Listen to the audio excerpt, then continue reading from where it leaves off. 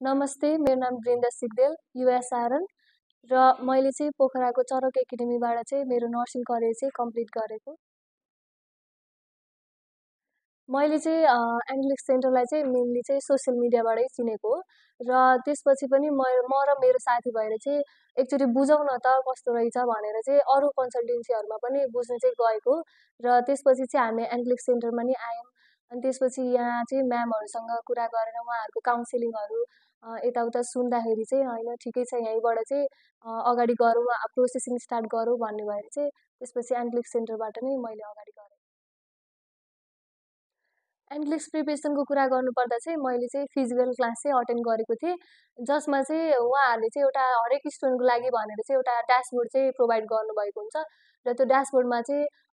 सम्पूर्ण हामीलाई चाहिने मेटेरियल्सहरू अनि रेकर्डिङ क्लासहरू अनि त्यसै गरी क्वेसन ब्याङ्क्सहरू सबै कुरा चाहिँ प्रोभाइड भएको हुन्छ र मैले चाहिँ त्यही भएर चाहिँ कहिलेकाहीँ अब फिजिकल क्लासहरू अटेन्ड गर्न नसकेको हुँदाखेरि चाहिँ त्यति बेला मैले चाहिँ बेलुका गएर चाहिँ त्यो रेकर्डिङ क्लास हेरेर चाहिँ आफ्नो क्लास चाहिँ कम्प्लिट गर्थेँ। अनि त्यसपछि अब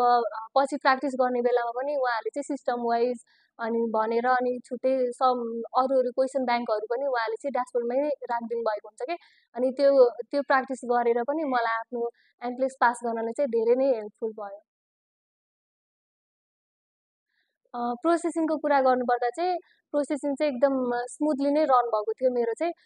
किन भन्दाखेरि अब हामीलाई त सबै कुरा चाहिँ थाहा भएको हुँदैन नि त अनि त्यो कुरामा चाहिँ मैले चाहिँ त्यो के होला अब यो के गर्ने हो भनेर चाहिँ त्यस्तो टेन्सन केही पनि गर्नु परेन कि किन भन्दा यहीँ म्यामहरूले आफै नै कल गरेर बरु यो कहिले गर्ने के गर्ने यस्तो गर्नुपर्छ है भनेर चाहिँ उहाँहरूले फुल्ली असिस्टेन्ट चाहिँ दिनुहुन्थ्यो त्यही भएर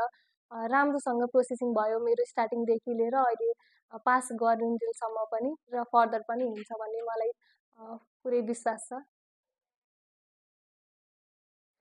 र जतिजनाले पनि एनालिटिक्स गर्ने सोचमा हुनुहुन्छ अब चाहिँ म गर्छु भन्ने सोचमा हुनुहुन्छ उहाँहरूलाई चाहिँ म के भन्न चाहन्छु भन्दा तपाईँहरूले चाहिँ एउटा राम्रो गाइडेन्स राम्रो कन्सल्टेन्सी हुनु चाहिँ एकदम जरुरी छ किन भन्दा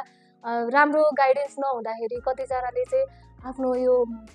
राइट टाइममा चाहिँ इक्जाम दिन नपाएको आफ्नो प्रोसेसिङको कुराहरूमा चाहिँ धेरै कुराहरू चाहिँ मैले आफैले पनि सुनेको छु र म पनि त्यही फेजबाट चाहिँ आएको हो मैले पनि कहाँ जाने होला कसरी गर्ने होला अनि भन्ने कुरामा चाहिँ एकदम कन्फ्युजनमा थिएँ र त्यसपछि मैले चाहिँ यही एनालिटिक्स सेन्टर महाराजगञ्जमा आएर चाहिँ आफ्नो सबै क्वेसनहरूको चाहिँ आन्सर पाएँ यहाँको म्यामहरूसँग बुझ्दाखेरि अनि उहाँहरूको सल्लाह सुझावहरू सुन्दाखेरि चाहिँ ठिकै छ त यहीँबाट गरौँ भन्ने खालको एउटा सोच आयो र पक्कै पनि मेरो त्यो कुरा चाहिँ मेरो त्यो डिसिजन चाहिँ गलतै थिएन र म आज यहाँ चाहिँ